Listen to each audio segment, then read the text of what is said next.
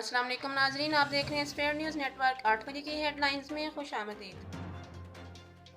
Joe Biden نے نئے امریکی صدر کے عہدے کا حلف اٹھا لیا۔ امریکی صدر نے صدارت سنبھالتے ہی 17 اقدامات پر دستخط کر دیے۔ وائٹ ہاؤس کی پریس سیکرٹری جین ساکی کہتی ہیں، ہم چاہتے ہیں ایران دوبارہ جوہری معاہدے میں شامل ہو۔ کملا دیوی ہیرس نے نائب صدر کے عہدے کا حلف اٹھا لیا۔ کملا ہیرس امریکہ کی پہلی خاتون نائب صدر ہیں۔ فیصل آباد میں نالے پر نہ رکنے پر پولیس کا کار پر مبینہ فائرنگ، ایک نوجوان جاں بحق، 3 زخمی۔ پاکستان میں کورونا ویکسین مفت لگائی جائے گی۔ 18 سال سے کم عمر افراد کو ویکسین نہیں لگائی جائے گی۔ معاون خصوصی صحت ڈاکٹر فیصل سلطان کی بریفنگ۔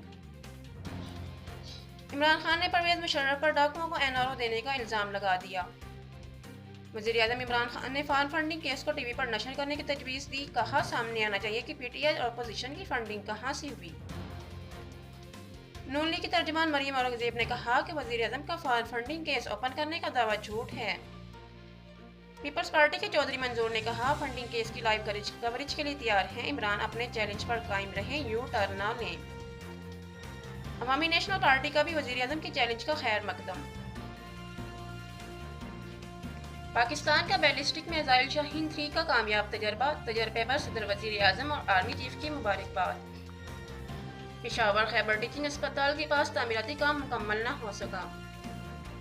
افریقہ میں مزید 4000 سے زائد افراد کورونا کے باعث موت کا شکار۔ برطانیہ میں مزید 1820 افراد کورونا کے باعث ہلاک۔ ٹرمپ حلف برداری میں شرکت کے بغیر فلوریڈا چلے گئے۔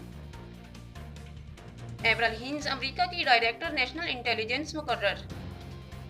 نئی امریکی انتظامیہ سے دو طرفہ مفاد کی بنیاد پر تعلقات چاہتے ہیں سفیر پاکستان۔ وادی نیلتر میں ونٹر سپورٹس فیسٹیول جاری۔